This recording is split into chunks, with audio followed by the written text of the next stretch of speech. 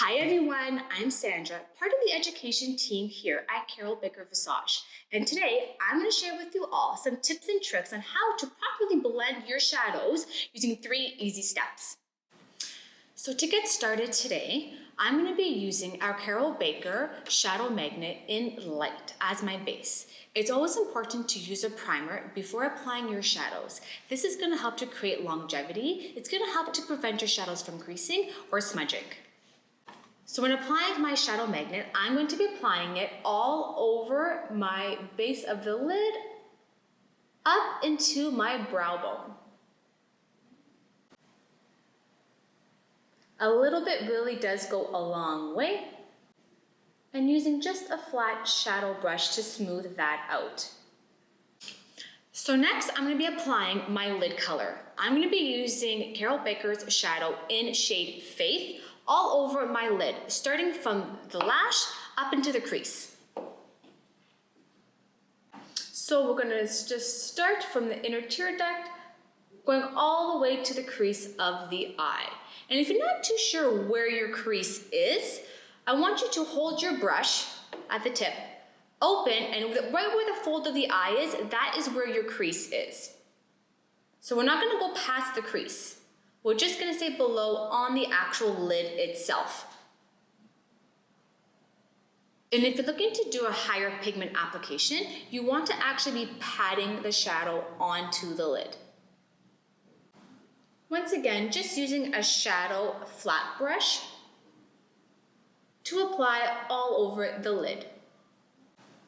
We're stopping right at the crease.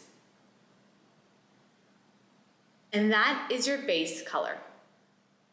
So next, I'm going to be applying my crease color. I'm going to be using Caryl Baker's eyeshadow in shade Element to diffuse my crease. Now, whenever blending your crease, you want to ensure that you're always using a clean brush to do so. I'm going to use one brush to apply and another to diffuse. Your goal when blending eyeshadows is to create, of course, symmetry, but you also don't want to be able to see where one shadow starts and another one ends. So by diffusing, you're going to be doing circular motions within that crease to help soften those harsh lines. To find your crease, once again, you're going to close your eyes, open, and where that fold is where you're going to start placing your shadow.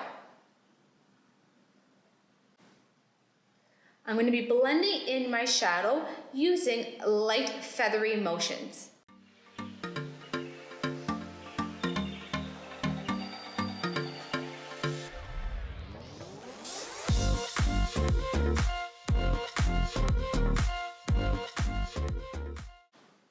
To create a little bit more dimension, you can go in with a more tapered brush with that same color and just flow within the crease of the eye.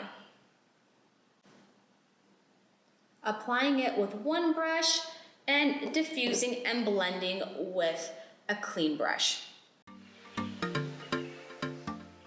It's always important to use a clean brush when blending, so we're not having any product transfer.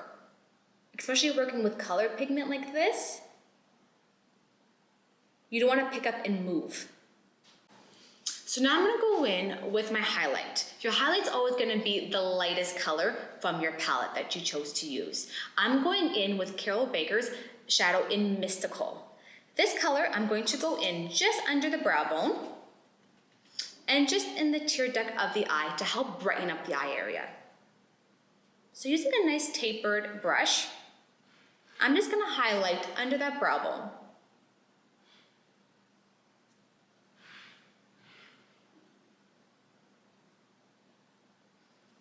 And right in the tear duct.